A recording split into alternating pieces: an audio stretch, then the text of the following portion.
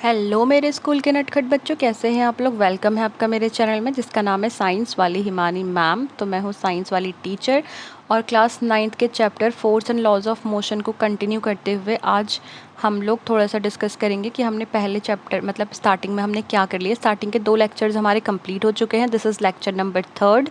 तो lecture number 3rd में हम लोग क्या डिस्कस करने वाले हैं। आज हम लोग कंटिन्यू करने हैं लॉज ऑफ मोशन को कंटिन्यू करने वाले हैं। लॉज ऑफ मोशन को हम लोग कंटिन्यू करने वाले हैं।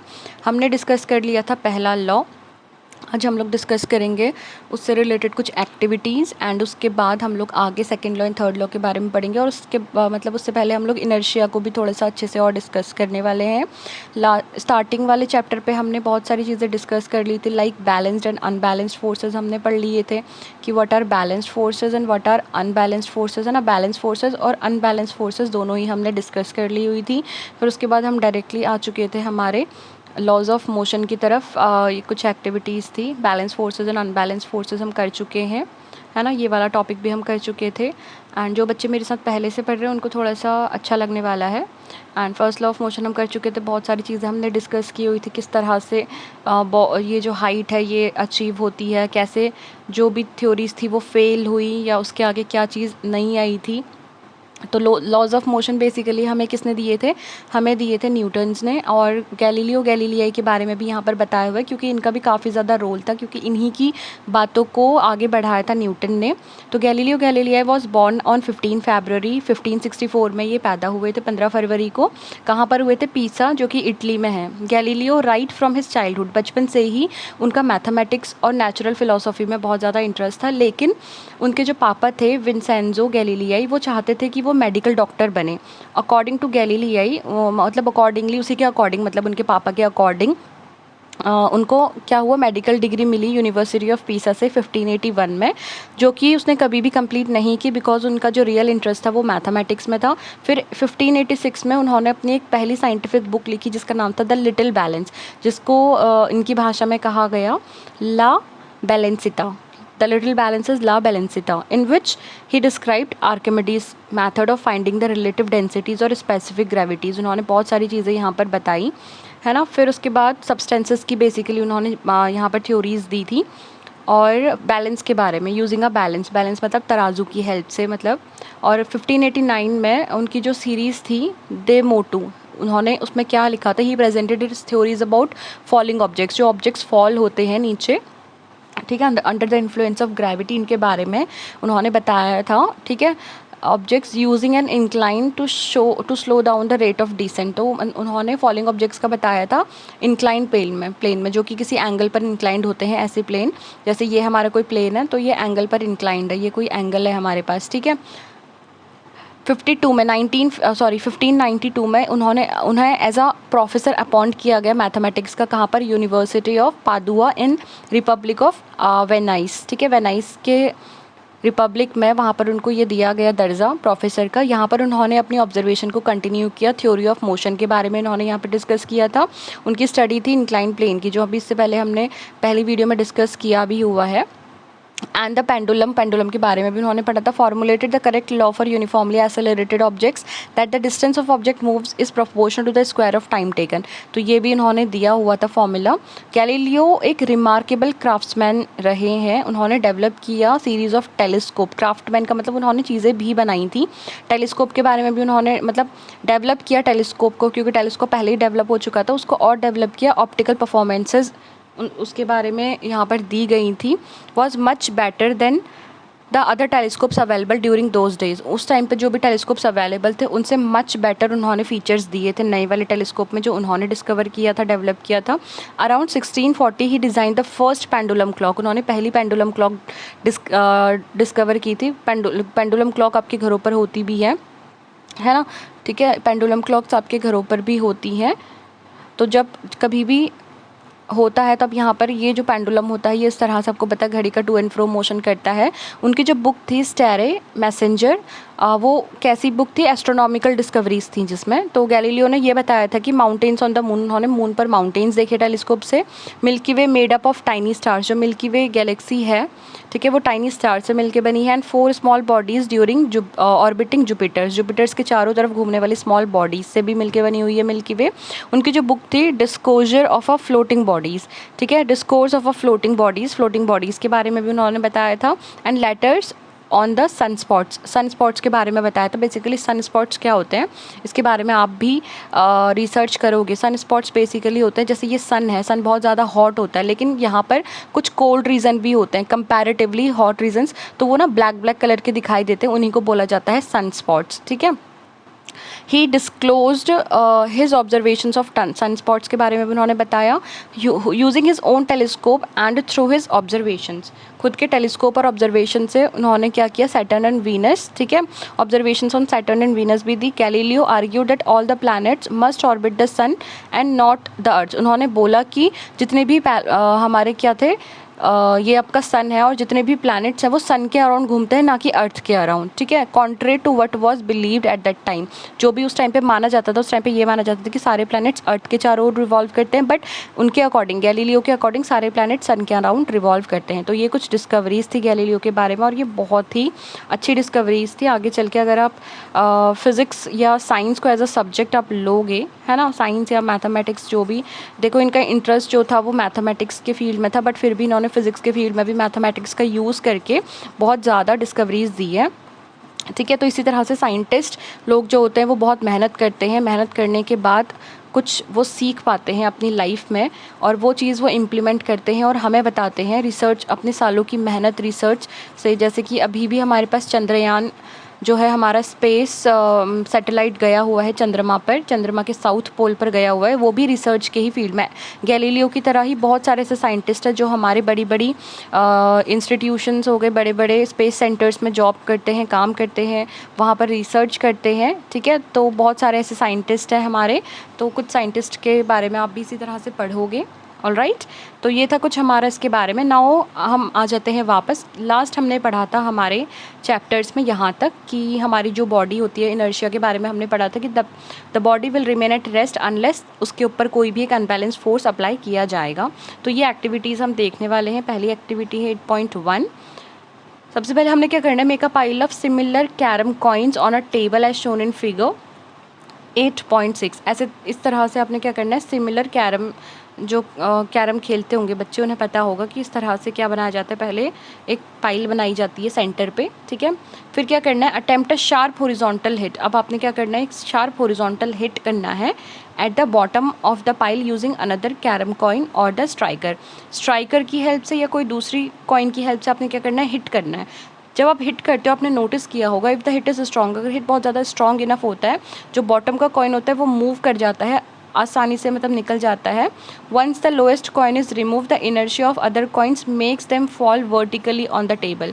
अब क्या हुआ, जैसे एक कॉइन निकला तो पूरा का पूरा जो पाइल होता है वो गिरता नहीं है और टेबल पर नीचे आ जाता है, सिर्फ एक कॉइन निकलता है आपका, है ना। तो इनर्शिया की वजह से, क्योंकि जो बाकी पाइल के अंदर आपकी कॉइन्स हैं वो तो अपनी ही पोजीशन पे रहना चाहेंगी ना। जैसे ये आपके पास क्या था, आपके पास बहुत बड़ा पाइल था, यहाँ से आपने स्ट्राइकर को स्ट्राइक किया इस वाले पे, तो ये निकल गया, लेकिन जो बाकी था वो फिर से उसी पोजीशन पे आ गया। तो दैट इज़ कि बाकी जो थे उन्होंने क्या किया, लॉ ऑफ इनर्शिया को फॉलो किया, ठीक है। बाकी जो थे कॉइन्स उन्होंने लॉ ऑफ इनर्शिया को फॉलो किया। तो ये भी एक बहुत बेहतरीन एग्जांपल है आपका लॉ ऑफ इनर्शिया समझने के लिए एज अ डेली लाइफ के बारे में। जब आप देखोगे तो यहाँ पर आपको बहुत सारी चीज़ें जानने को मिलेंगी। तो only the carrom coin at the bottom of a pile is removed, जब फास्ट मूविंग कैरम कॉइन या स्ट्राइकर ने उसको हिट किया, ठीक है। तो ये एक एक्टिविटी है। अब एक्टिविटी 8.2 क्या कहती है, ये तो आप आराम से अपने घर पर कर सकते हो। आपने क्या करना है, सेट अ 5 रुपये कॉइन, या कितने भी रुपए का आप सिक्का ले लो, 10 रुपये का, 1 रुपये का, 2 रुपये का, ठीक है।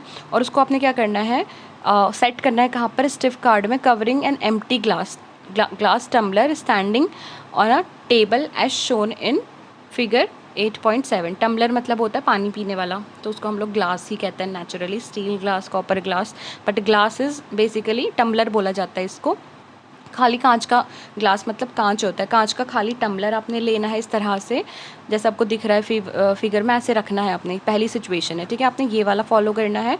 फिर आपने क्या करना है, give the card a sharp horizontal flick. आपने क्या करना है, इसको जैसे स्ट्राइकर पे हिट करते हैं उसी तरह से आपने क्या करना है, इस पर हिट करना है।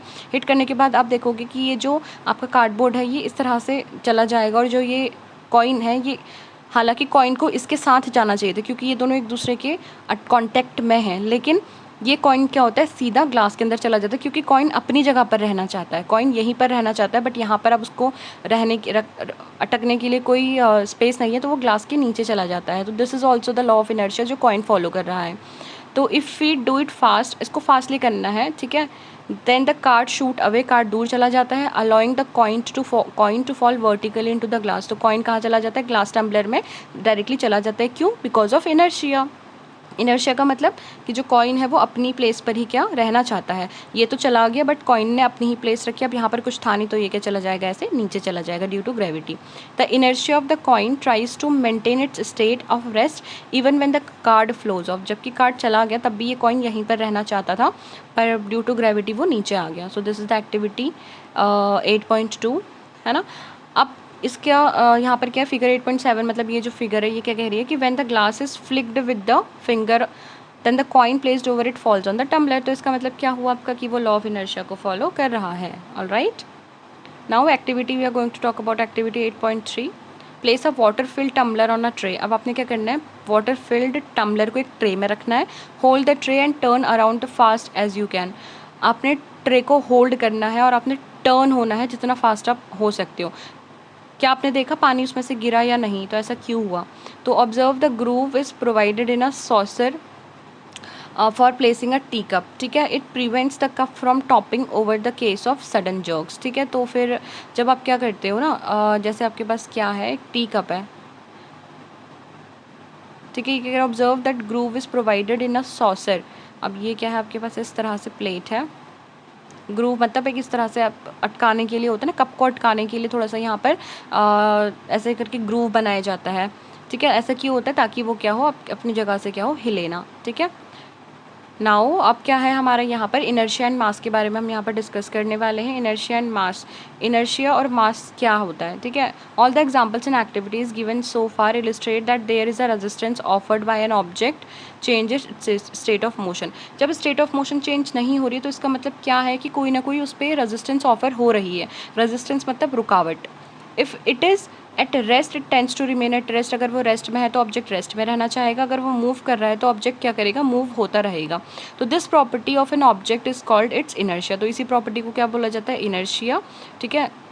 तो यहाँ पर अगर डेफिनेशन लिखने के लिए आएगी तो ये वाली भी डेफिनेशन आप लिख सकते हो। तो do all bodies have the same inertia, क्या हर बॉडी का इनर्शिया सेम होता है? नो, ये डिपेंड करता है मास पर। We know that it is easier to push any empty box than a box full of books. आपको पता है कि आराम से अगर कोई बॉक्स है, अगर उस पर कुछ भी नहीं है तो हम आराम से इस बॉक्स को क्या कर सकते हैं, पुश कर सकते हैं। बट अगर ये जो बॉक्स है ये फुल हो, ठीक है, बुक्स रखी हुई हो, मान लो इस पर फुल हो, तो इसको थोड़ा पुश करना क्या होगा, हार्ड होगा, ठीक है, इसको पुश करना थोड़ा हार्ड होगा। This is the difference between कि इसका मास कम है और इसका मास ज़्यादा है। Similarly if we kick a football it flies away. अगर हम किसी फुटबॉल को क्या करते हैं, किक करते हैं तो ये चली जाती है ना।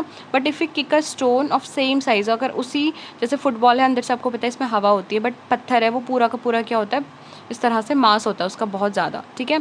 तो अगर हम इसी साइज़ के पत्थर को फेंकेंगे तो वो नहीं हिलेगा, with the equal force it hardly moves. We may in fact get an injury in our foot, हमें क्या रख सकती है, चोट लग सकती है अगर हम पत्थर को ऐसे मारें while doing so. Similarly in activity 8.2 जो हमने 8.2 में एक्टिविटी करी, इंस्टेड ऑफ अ, अब ये क्या कह रहा है, किसकी जगह पर, instead of a 5 rupee coin, if we use a 1 rupee coin we find that a lesser force is required to perform the activity। अच्छा, हम कह रहे थे ना कि कोई भी कॉइन ले लो, बट उसका रीज़न, अगर आप 1 रुपी कॉइन लोगे तो आपको फोर्स कम लगानी पड़ेगी, बट अगर आप 5 रुपी कॉइन लोगे तो वो थोड़ा सा आपको पता है इस तरह से थोड़ा सा उसकी विड्थ ज़्यादा होती है, तो उसके लिए फोर्स थोड़ा ज़्यादा चाहिएगा। Force that is just enough to cause a small cart to pick up a large velocity will produce negligible change in the motion of the train.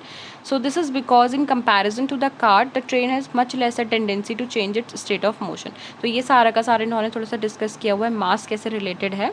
तो accordingly we say that the train has more inertia than the cart. Train और cart का inertia, train है ना, TRAIN train, और cart, cart मतलब बैलगाड़ी, ठीक है। बैलगाड़ी और ट्रेन, इन दोनों को पुश करने में या पुल करने में किस में ज़्यादा फोर्स लगेगी, इसमें, क्योंकि इसका इनर्शिया, इसका इसीलिए इसका इनर्शिया भी क्या होगा हमारा, ज़्यादा होगा। तो इसलिए हमने बोला accordingly we say that the train has more inertia than the cart, clearly heavier और more massive object offer larger inertia. तो यहाँ से आप एक नोट पॉइंट बना सकते हो, ठीक है। आप नोट पॉइंट क्या बना सकते हो, यहाँ पे लिख लो, आप ऐसे नोट लिख लो। तो आप लिख सकते हो हैवियर बॉडीज़, हैवियर और बल्कि बॉडीज़, जो थोड़ी भारी होती हैं, बल्कि बॉडीज़, या आप कह सकते हो object, have larger inertia, has larger inertia, उनका इनर्शिया बहुत ज़्यादा होता है। तो देखो एक मल्टीपल चॉइस क्वेश्चन बन गया यहाँ पर आपका, है ना। तो quantitatively the inertia of an object is measured by its mass, तो इसीलिए मास क्या है, ज़रूरी है इनर्शिया को मेजर करने के लिए। We may thus relate inertia and mass as follows, तो इनर्शिया और मास में क्या रिलेशन है, देखो बहुत इंपॉर्टेंट है, इसको मैं दूसरे कलर से हाईलाइट कर रही हूँ।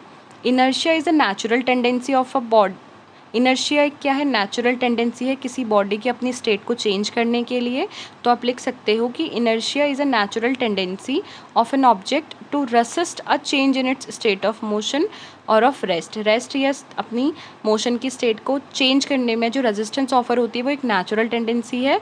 The mass of an object is measure of its inertia, और मास क्या है, जितना उसका ज़्यादा क्या होगा, इनर्शिया होगा, उतना ज़्यादा मास होगा। तो ऐसे ये दोनों चीज़ें आपस में रिलेटेड हैं।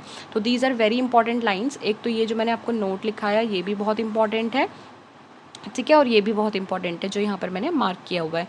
नेक्स्ट आपके क्या है, इन टेक्स्ट क्वेश्चंस हैं, ये क्वेश्चंस हम लोग करेंगे हमारी नेक्स्ट वीडियो के अंदर। फिर उसके बाद हम लोग डिस्कस करने वाले हैं सेकंड लॉ ऑफ मोशन, फिर mathematical formulation of second law of motion, और second law is the real law of motion. ये हम बहुत इंपॉर्टेंटली बहुत अच्छे से डिस्कस करेंगे एक सेपरेट वीडियो में। अगर वीडियो पसंद आई हो तो चैनल को सब्सक्राइब करें, नए हो तो वीडियो को लाइक भी करना अगर पसंद आ रही है तो। And thank you so much for watching, bye bye, take care.